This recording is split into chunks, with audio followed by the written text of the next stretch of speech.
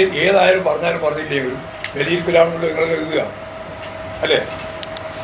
ഞാൻ പറഞ്ഞോ ഇല്ല എന്നോട് നോക്കിയില്ലല്ലോ നിങ്ങൾ കൈകാര്യം ചെയ്യുന്നത്.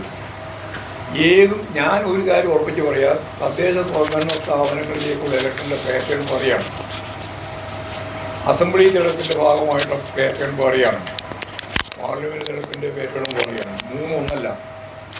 കേരളം നല്ല വകതിരിവോടുകൂടിയാണ് ഈ കാര്യങ്ങളെല്ലാം വേർതിരിച്ച് തന്നെ മനസ്സിലാക്കി ഇടപെട്ടുകൊണ്ടിരിക്കുന്നത്. അതുകൊണ്ട് ഇത് മാത്രം ഗവൺമെൻറ്റിൻ്റെ വിലയിരുത്തലാണോ എന്ന് കാണിക്കാം. ഇത് 3-ാം ടേമിലേക്കുള്ള യാത്രയാണ്. ഇനി പിന്നെ വിലയിരുത്തൽ 3-ാം ടേമിലേക്കുള്ള ഇടതുപക്ഷ ജനാധിപത്യ മുന്നണിയുടെ 3-ാം ടേമിലേക്കുള്ള കാൽവെപ്പാണ് ഈ തദ്ദേശ സ്വയംഭരണ സ്ഥാപനങ്ങളിലേക്കുള്ള ഇലക്ഷൻ. കഴിഞ്ഞ പ്രാവശ്യം ഇതുപോലെ തന്നെ 2-ാം ടേമിലേക്കുള്ള യാത്ര അങ്ങനെയാണ് പുറപ്പെട്ടത്. ഇവിടെ 1-ാം ടേം അവസാനിക്കുന്നതാണല്ലോ എത്രയോ കൊല്ലക്കാലത്ത് നമ്മുടെ അനുഭവം. ചരിത്രം തിരുത്തി കുറിച്ചു കഴിഞ്ഞ പ്രാവശ്യം.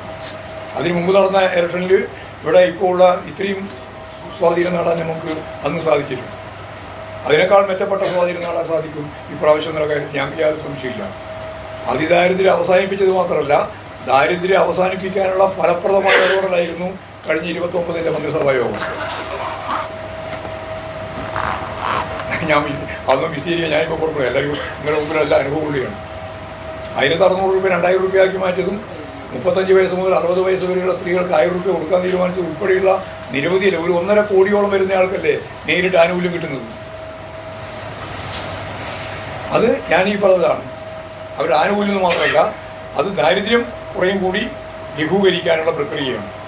ആ പ്രക്രിയയിലൂടെയാണ് ഞാൻ പറഞ്ഞ 10-15 കൊല്ലം കഴിയുമ്പോഴേക്ക് ലോകത്തിലെ വികസിത അർദ്ധവികസിത രാജ്യങ്ങളിലെ ജനങ്ങളുടെ ജീവിത നിലവാരത്തേക്കാൾ മെച്ചപ്പെട്ട ഒരു നിലവാരം ഈ കേരളത്തിലെ ജനങ്ങൾക്ക് ഉണ്ടാക്കി കൊടുക്കാൻ കഴിയുന്നത് തന്നെയാണ് നല്ല ആത്മവിശ്വാസത്തോട് പറയാൻ നമുക്ക് സാധിക്കുന്നത്.